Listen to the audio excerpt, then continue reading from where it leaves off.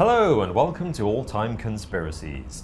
In 1984, 3 leaked documents revealed the existence of a top-secret group called the Majestic 12. It was formed for the sole purpose of studying alien technology found by the government. These documents were leaked to UFO researcher Jamie Shandera in 1984, who released them to the public in 1987. The FBI have officially debunked the files and labelled them as forgeries. But if they were real, would the government want you to know they covered up alien technology? So this one's interesting, Robin, because the FBI have officially debunked these files. They've said that they're fakes.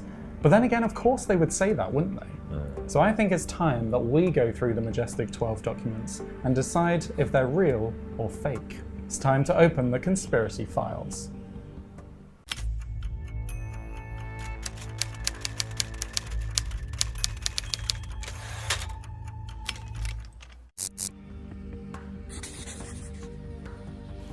The first 2 documents we'll be discussing were anonymously sent to UFO researcher Jamie Shandera in December 1984 in a package with no return address.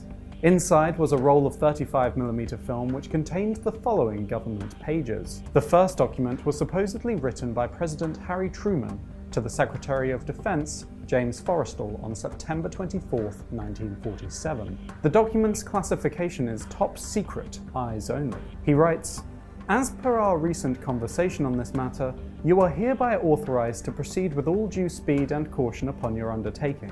Hereafter, this matter shall be referred to only as Operation Majestic 12. The document ends by saying the only people who should be consulted about this operation should be the President, the Secretary of Defense, the Director of the CIA, and a Dr. Vannevar Bush, who during the war had headed the Department of Scientific Research and Development and had also worked on the Manhattan Project." So the first thing I'd like to point out to you, Robin, with this evidence is that James Forrestal and Vannevar Bush are supposed members of this group, the Majestic 12. And on the day, September 24th, 1947, the official records show that Truman, Vannevar Bush and Forrestal did meet. That's in the official records, separate to this document. So I think that adds evidence that this could be real. No, I don't think you can base it on that, channels. because, I mean, think about it, the only reason you know that coincidence happened is because the date of that meeting, the real meeting, is public knowledge, right? Yeah, I don't know. So anyone who's forging this document can find out the date of that meeting and then pick those names from that meeting and then just to make it more convincing. I'm not going to buy that. Okay, that's true. I mean, I guess it depends on when the information became public knowledge. So I guess that does make sense, but it just adds a little bit of evidence that this, if anything, is a good forgery, a very good forgery. Another piece of evidence that gives this document reliability is the fact that William Moore, one of the people that found this, had a congressional historian look over the document, and they found that the writing style is similar to previous documents that Harry Truman had written. Well, that's interesting. It is. If it was a forgery, they would have to look over previous memos sent by the president, look at his writing style and try and emulate that. So I think, again, while it doesn't prove that it's real, it just adds some reliability to it at the very least. It is compelling, but the FBI have studied this document, right? And they found a number of inconsistencies that suggest it might be fake. I mean, most notably is the fact that it was written on a typewriter that wasn't available until 1963. They also say that Truman's signature on the document is cut and pasted, which... The thing is, the FBI say this, there's no way for anyone else to validate that. There's no way for anyone else to check that. We've kind of taken their word on it. It's their word over the UFO guys. So I think it's... I'm glad you mentioned that, because this is my other major problem with these documents. It's the source. UFO researchers, why them? Why would they get the documents sent to them? It's really odd. And the timing, like you said, all the information contained in here is available in public records, and it's about 30 years after the meeting supposed to have taken place. It's a double-edged sword, because at the same time, it's not the most trustworthy source. But if you were going to leak these documents, it also does make sense to leak them to a UFO researcher, and he was a documentary filmmaker. So it does make sense, because he would be the right person who would want to leak them, and he would be able to reach a wide audience with the information. So it does make sense, but I will admit that it's a questionable source. But I mean, you're right, this memo is compelling. There's evidence to suggest it could be real. I don't think it's definitively conclusive, the evidence there is, however. it's intriguing. It's intriguing, but it's not convincing. So I think this is inconclusive evidence. I'll agree with that. I will say that it hasn't proved anything yet, but it hasn't been disproved. And we've got 2 more documents to go. So okay, let's get stuck in. Let's get on to the next one. The second document was dated several years later in 1952, just before the inauguration of President-elect Dwight Eisenhower. The meeting was run by Admiral Roscoe H. Hillenkoetter, director of the CIA. It seems to be an initial briefing to the soon-to-be president, telling him what the Majestic 12 is, who are the members of the group, and also gave further details about an alien UFO crash in Roswell in 1947. He confirmed that an alien UFO crashed near Roswell, New Mexico, saying, "On 7th of July 1947, a secret operation was begun to assure recovery of the wreckage of this object for scientific study. Aerial reconnaissance discovered that 4 small human-like beings had apparently ejected from the craft at some point before it exploded." So this is another document that the FBI have said is fake, and I'm inclined to agree, because if you look at it, it all starts at the very top of the page with the date. Military practice does not include any commas in the date, and this has a comma. Now you might say that's a typo, but typos are important because this is the top level of government. This is the president, this is the commander-in-chief, and this is the military we're talking about. They don't make that kind of careless mistake. I think they probably do. I think if you looked back through hundreds of other White House documents, you might find mistakes here and there. I think, I don't know, a comma, that's what's going to be like, it's a fake! Well, it's not the only mistake. It's not the only mistake that's relevant to the military, because it mentions Admiral Hillenkoetter, or to be specific, Rear Admiral Hillenkoetter. They would have used his actual rank, which is Rear Admiral. That's a mistake, that's a blatant mistake, and that is the military one, and I don't think they'd allow that to pass. And my biggest thing with this document is the language. I mean, you already gathered that, I imagine, but any historical document, you have to look at the words they're using, particularly in a political document. But in this case, you're talking about 2 words in particular, media and impacted as a verb. These are 2 words that just weren't in common usage until the 1970s. They weren't used the way they were used back then. Impacted in particular was not a verb until much later on. That is true, and I will accept that that's a bit damning evidence, in fairness, with this document in particular. It's a bit like someone talking about the internet in the 60s, isn't it? It's that kind of problem. It doesn't really... Or using lol, when you're a 60-year-old in the 1990s, you just wouldn't have said it. It's the wrong language, I guess. I have to say, I think this is weak evidence.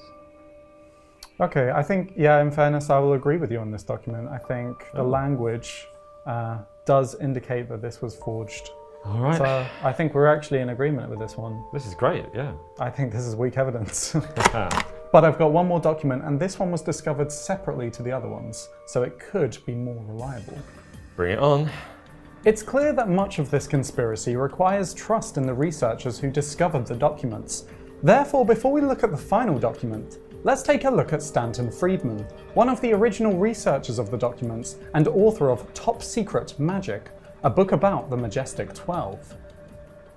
Stanton Terry Friedman, born July 29, 1934, is a retired nuclear physicist and professional ufologist. He is the original civilian investigator of the Roswell incident and has published over 90 UFO papers during his career. He has also provided written testimony to congressional hearings and appeared twice at the United Nations. He claims there is no substantive reason to dismiss the Majestic 12 documents. Indeed, he maintains to this day that the documents are real.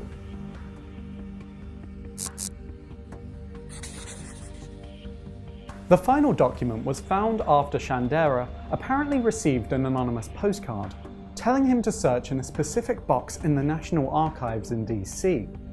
After finding the box, he found a document from Robert Cutler, an assistant to the president, marked as Top Secret Restricted. The document was a memo to General Twining telling him an MJ-12 briefing will take place.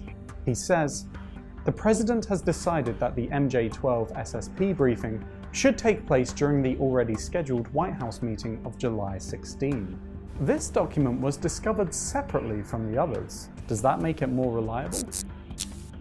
So Robin, this document's different from the others in that it was found separately. It was found in the National Archives and it had a National Archives stamp on it, which would indicate that it would be more reliable than the others because it seems to have come from official channels. It does sound pretty official, except Robert Cutler, who's supposed to have authored this whole memo, has been proven to not even have been in Washington, D.C. on the day. He was actually in Europe. So my question is, how could he write this memo in Washington when he was in Europe? He didn't sign the document, and he usually signs his documents.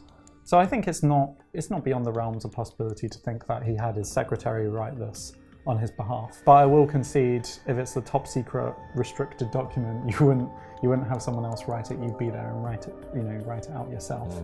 But then there's the method of the writing itself, and that is the fact that it was marked top secret restricted information, a classification of document that didn't even exist in 1954. It was invented under Nixon in the early 1970s. So, sad to say, these are good forgeries, but I think these are definitely forgeries. Yeah, it's interesting actually, because the FBI have actually said that they are forgeries, but the forgeries are so good that it's likely someone from within the government wrote them. Someone who had a working knowledge of all these files and how they should look and all the terminology, but who could just slot in just enough mistakes to discredit the UFO researchers and make it look like they're forgeries. Disinformation. Exactly. Maybe this is a disinformation campaign ran by the government to discredit these UFO researchers, possibly because they uncovered a real alien cover-up. What was Stanton Friedman researching? What were they all researching? The Roswell incident. See, that is very interesting because as we know for a fact, the government admitted in the 1990s that they had been covering up Roswell for decades, that they had been lying to the public about what actually happened in 1947. That's an interesting point. These could be government-sanctioned forgeries. I like that. I like that idea. And I'm going to go with it. It's true now. It's the truth. However, if we come back to the evidence itself, this document... In that case, we would have to mark it as weak evidence. I think it's quite weak, Yeah. Weak evidence. Weak evidence. All of these documents have notable discrepancies, and all of the official channels, including the FBI, have officially debunked them. It seems then that the documents themselves are certainly fake, and from that point of view, this case should be closed. However, who faked them is the next question. Did the UFO researchers fake them to gain notoriety? Or were they sent by the government as part of a disinformation campaign to discredit the UFO researchers and stop them from researching real alien cover-ups? Unfortunately, we may never know the truth. But what do you think? Do you agree with our verdict? Please let us know in the comments below and vote in the poll above. And what other conspiracies would you like us to discuss? If you enjoyed this video, please don't forget to like and subscribe. And as always, see you next time.